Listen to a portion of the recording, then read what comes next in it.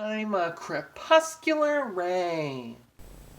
So I'm going to try out a new format, and part of this new format is uploading more consistently and more frequently for the viewer, for you guys.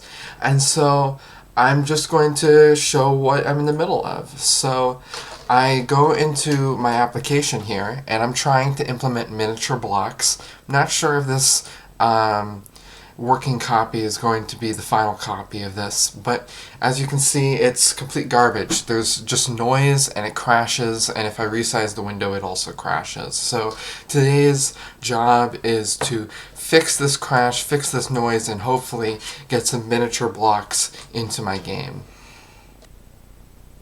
Hi, Future Bryn here. I want to be able to demonstrate what my engine was able to do before this video, just so you know the features that I'm trying to replicate in this new iteration of my engine. So I want to go in here and just show that I had a pretty decked out raytracer in my engine. So I actually spawned underwater, which is why everything is blue. And there's no atmospheric scattering, so the sky is actually gray, but you can see I can do some basic rudimentary swimming. These white blocks right here are portals. There's actually a picture on my YouTube community page of the portals working. However, I don't think in this build it works. But you could walk through them and everything, which will be a future feature of my game. So you can see that there's some noise because there is some randomness to the rays. However, it accumulates over time, and I'm working on eliminating the noise so there's no noise in the future. You can also see if I look at a block that's really close up, then the distance becomes, through depth of field, it looks distant. And if I look at the distance, then you can see the blocks up close become blurry. And I can also swim back in the water. You should be able to hear that there's some sounds that I took from a Minecraft resource pack. Still wants to get my own sounds so that I'm not infringing, but I think it's okay for now. There's no caves on this map. The caves might have spawned somewhere else in the world.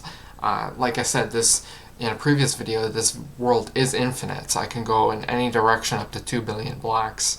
But yeah, so this is what I have so far, what I'm trying to replicate, and hopefully with these new miniature blocks, it'll add so much detail, so much depth to the visuals of this game. You can see there's some bugginess with the autofocus, but yeah, that's what I'm trying to replicate. That's where the current standard is set, and back to the normal program. Alright, so I have the blocks, actually have miniature blocks inside of them now. And so if I go into the game, and I do warn that this might crash the webcam because it crashes the graphics card sometimes for some reason. You can see that there's little blocks inside of larger blocks. And this is going to be the foundation of creating more detailed block models in my game. Right now the depth of field doesn't really affect the blocks inside, the miniature blocks, and that's another fix that I have to create. And also when I full screen it, it just straight up crashes. It doesn't crash. Oh my god. It just crashes randomly. I have no clue why.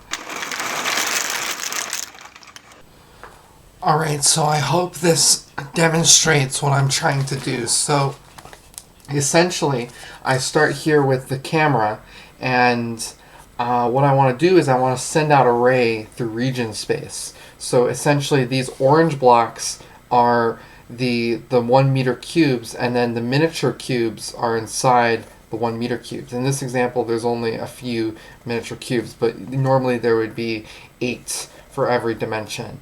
And so I want to send out this ray, and then I want to send out another ray that goes through cube space as opposed to region space. This is region space, but then I want to go through cube space, and then when I exit cube space, I want to go back to region space. And what that'll allow me to do is basically raycast through an infinite amount of blocks, but still have all that detail and not lose any detail that's inside of the blocks, while still being able to go through all of region space up to the maximum distance, or until a color has been found for that specific pixel. So I'm going to get working on that, and we'll see how that goes. I don't even know the state of the application at this point. Like, if I go into the application, you can see that there's only one cube, there's only one miniature cube in block space, which is correct. That's how I programmed it. But then you can see some of them are white when they should be blue if it's not hitting something, and it's not going, like, it doesn't go through the block yet. And I had to break so many things, so now there's ghosting, and there's just so many things wrong with this build right now. And there you go. It's frozen the entire computer, it's frozen the webcam, and the entire application has now died. So I'm gonna have to fix this GPU stall, and when I fix that, I'll be able to iterate further, and hopefully we'll start seeing some progress. So it's nighttime now, and I've been working on this basically all day, and it's sort of kind of working, where I'm about 80% there, and then I can actually go back and re-implement all the features I lost by trying to implement blocks inside of blocks. But I can show, so if I go into the clients, and what you will see is that there's no autofocus right now, so some things might be out of focus, but you can see that there's cubes inside of the cubes that you have seen before. And right now it's just one cube inside of each cube, so for each one of these cubes that you see, it's inside of a larger cube. And the physics still works, so I can walk and run around this little world I have here. And the next steps is making it so that you see this mountain right here, but if I go behind this, you see I can no longer see that mountain. So the next step is that's sort of like a small hill, but anyways, the next step is to make it so I can see things behind other things, and to fix that, because I should not be able to see up there. There's no block there. And so yeah, there's a lot of things to tweak, a lot of things to modify, a lot of things to fix before this is actually viable, but I'm feeling pretty good about it so far. And I'm getting about 60 FPS in this scene here. It could be better. I think that when it comes down to real-world usage, it will be much better performance, because it won't have to raycast for many units through these larger blocks, trying to find these smaller blocks. It'll probably find the smaller blocks immediately, because they'll either be on the surface, or it will be the block will be filled, so it won't have to go very far. I'm just trying to make it thorough so that if there is a block that isn't filled in the future, such as glass, then that also works in this design as well. So this is sort of like the next generation of my engine.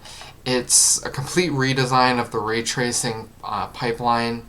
And so yeah, I'm really excited, and I can't wait until I get this working. So back to the diagram, I was able to successfully implement the raycast from region space like I had before, and now I successfully have implemented the block raycast in order to find blocks inside of a medium. This would be a medium because these two would be a medium because they're the same block, and these two are not the same block, so they technically would not be the same medium. So maybe this is not the best diagram, but imagine these are the same blocks. They go through all the blocks, and then it's supposed to come out the other side this raycast is not yet implemented, so that's about the 80% I'm talking about. I have to implement the next raycast to go outside of the block that I had ray traced in order to see blocks behind other blocks. But that's tomorrow's video, that's tomorrow's problem, and so I hope you enjoyed this video. If you did, leave a thumbs up, subscribe, all that sort of stuff. Thank you so much for watching. Thank you so much for your time, and my name is Bryn. This has been the Voxel File channel, and I hope you have a wonderful rest of your day. Goodbye.